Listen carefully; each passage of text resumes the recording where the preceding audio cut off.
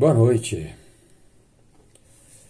Quero aproveitar essa oportunidade para desejar a todos que estão nos assistindo e a todos aqueles outros que não puderam nos assistir, que o Mestre querido possa abençoar a todos nós nesse ano vindouro, em 2023, que ele seja um ano de muita paz, harmonia para todos nós do Brasil, do exterior, que possamos avançar um pouco mais nos conhecimentos da doutrina, né, na nossa evolução moral e espiritual, para que quando chegar no final de 2023 a gente possa dizer assim, eu melhorei um pouco mais. Então, que seja um ano excelente para todos nós. Dito isso, nós vamos então fazer a leitura e comentário de O Livro dos Espíritos, na questão 105, que está na parte segunda, que é a parte do mundo espírita, o mundo dos espíritos, no capítulo 1 dos espíritos. Então nós estamos aqui na escala espírita, né, que é essa escala que Kardec criou para definir, né, as existentes diferenças, né, de ordens e categorias de espíritos, né, porque nós sabemos que nem todos estamos na mesma linha, no mesmo nível de desenvolvimento moral, espiritual, intelectual.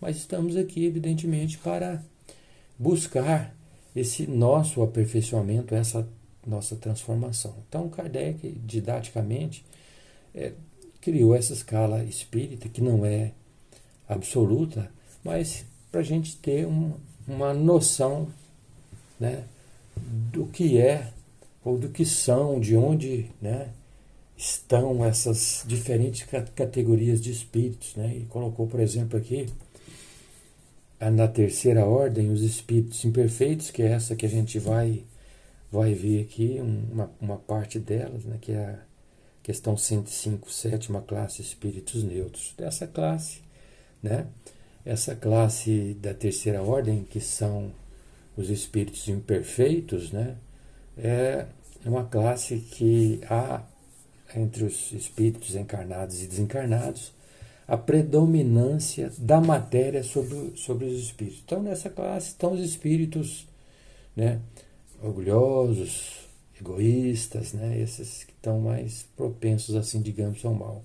Mas, como são classificações, né, aí começando dos espíritos impuros, depois os espíritos levianos na nona classe, na oitava classe espíritos pseudo-sábios, depois os espíritos neutros, que é a nossa classe que nós vamos ver hoje, e na sexta classe os espíritos batedores e perturbadores.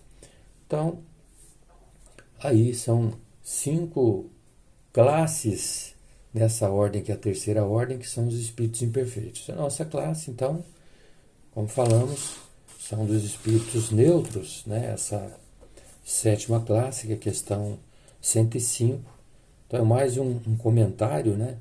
Então, o que são os espíritos neutros? Então Kardec mostra para a gente o seguinte: não são bastante bons para fazer o bem, nem suficiente maus para fazer o mal.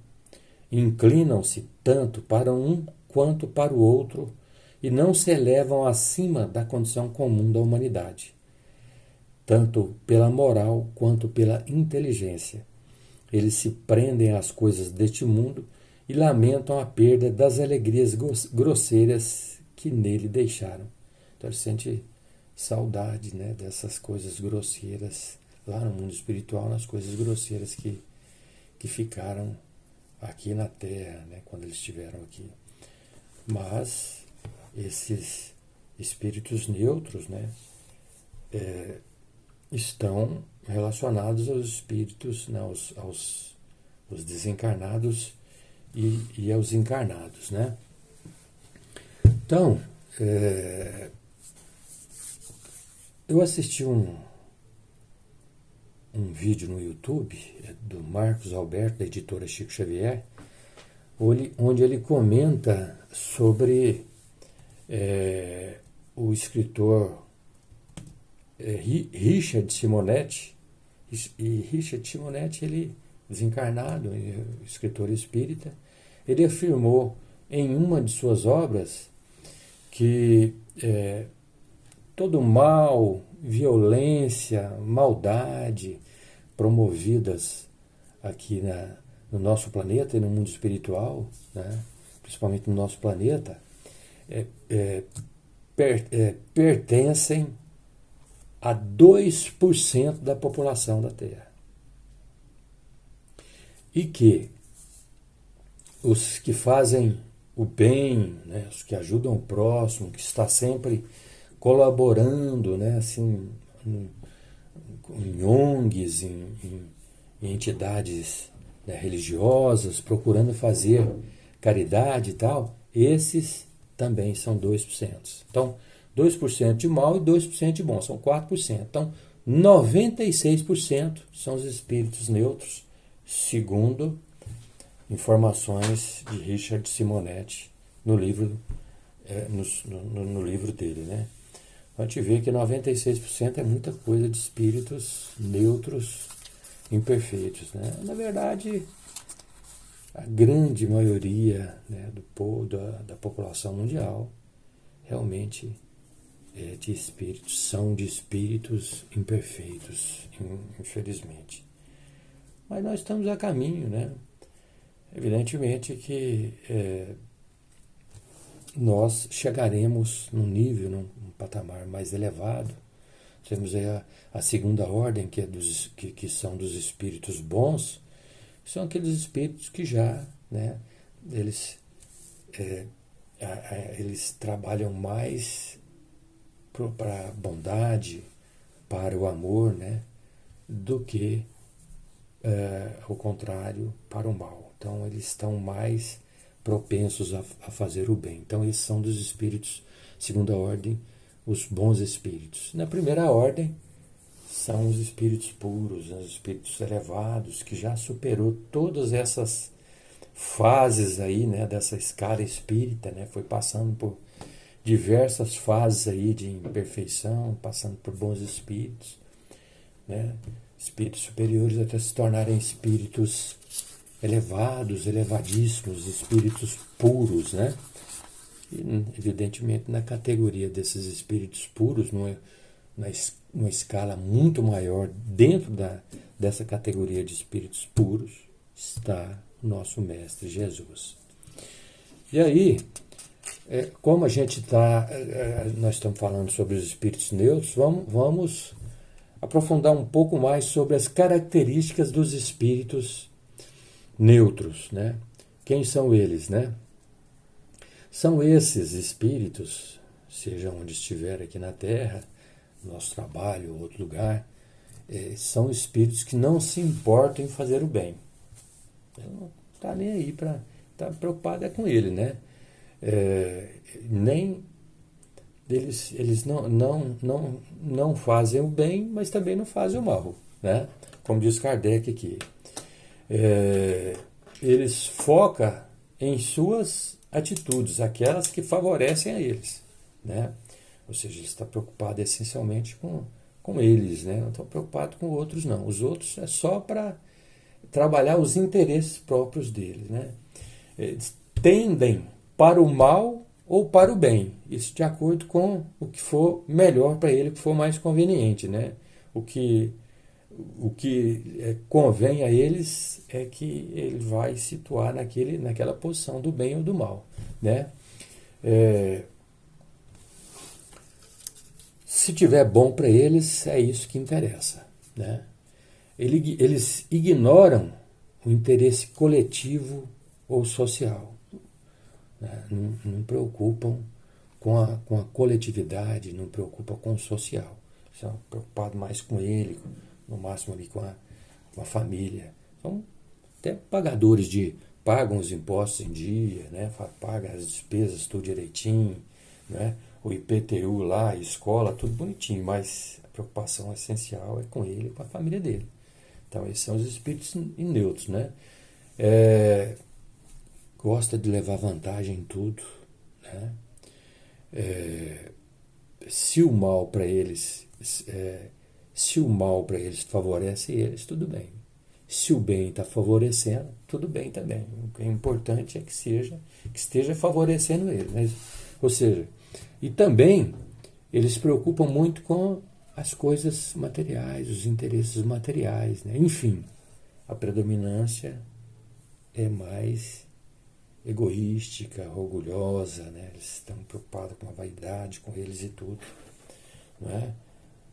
Pode ser considerado como certinhos para todos, mas se eles têm essa característica que a gente apresentou aqui, infelizmente eles fazem, ou nós fazemos parte dessa categoria, se estivermos, né, nesses pontos que a gente citou aqui.